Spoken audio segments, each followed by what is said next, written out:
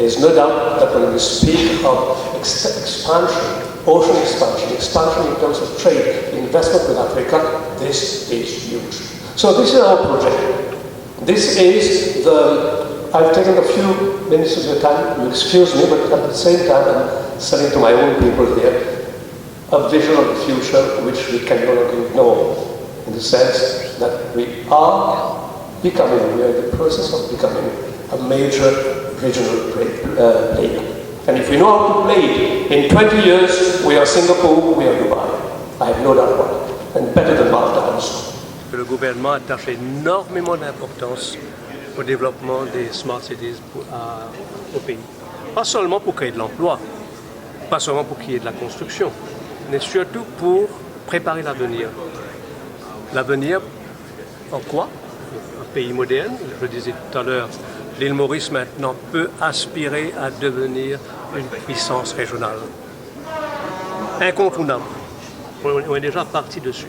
Donc en dehors des grands projets dont on a annoncé, touchant le port, le Maritime Hub, touchant donc l'océan, l'Afrique, il y a le bunkering évidemment dans le port, il y a aussi l'intérieur.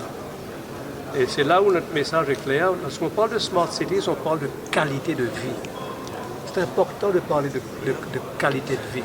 C'est-à-dire que nous souhaitons aussi que dans 10 ans, l'île Maurice soit non seulement prospère, mais aussi une nation heureuse. Pour soutenir l'action donc de formation, d'éducation qui a lieu actuellement au niveau des consultants étrangers, qui sont parmi les meilleurs de la planète, qui sont là actuellement pour nous former, pour nous aider dans ce processus de développement donc des Smart Cities.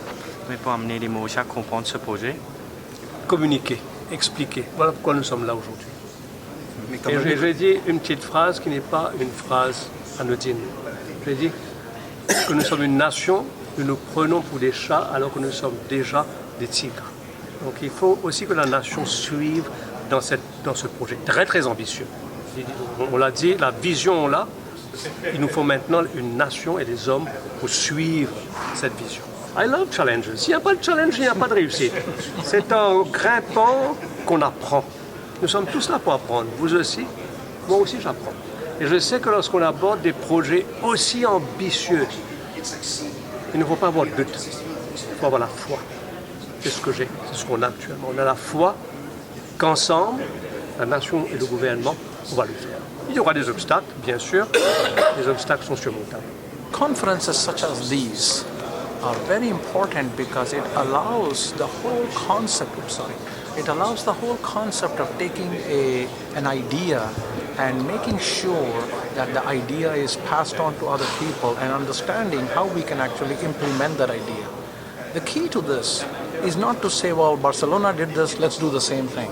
The key to this is not that. The key to this is Barcelona did it. What worked there, what did not work there, how can we apply lessons learned and implement them here?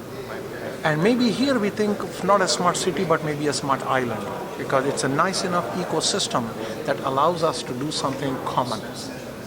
And the ecosystem cannot work independent of each other, it has to work in concert with each other. And that's really what you learn in conferences such as this. This specific conference, I give the organizers a lot of credit because being the very first of its kind in this country requires a tremendous amount of strength of conviction. And that I think is the most important part because you start the journey now. What smart means is that I can just do free Wi-Fi and bring free Wi-Fi for everyone. That's easy, that's a no-brainer answer. What smart means is now if I can take that and bring new jobs. So there is a city in Western Washington where I am from. I'm from the state of Washington. And there's a city in Western Washington. What they did was, by the time there was a big dam, it's called the Grand Coulee Dam, one of the largest dams in the world. So they had power, they provided free communication, and they took these two things and said, how can we increase our economy? Now suddenly every major company, Microsoft, Google, Yahoo, Facebook, everyone has a data center in Grant County, Washington. It's middle of nowhere. Why? Cheap power, phenomenal internet service. What more do you want from a data center? So that is smart. Taking existing one or two things and creating 10 times the value of it.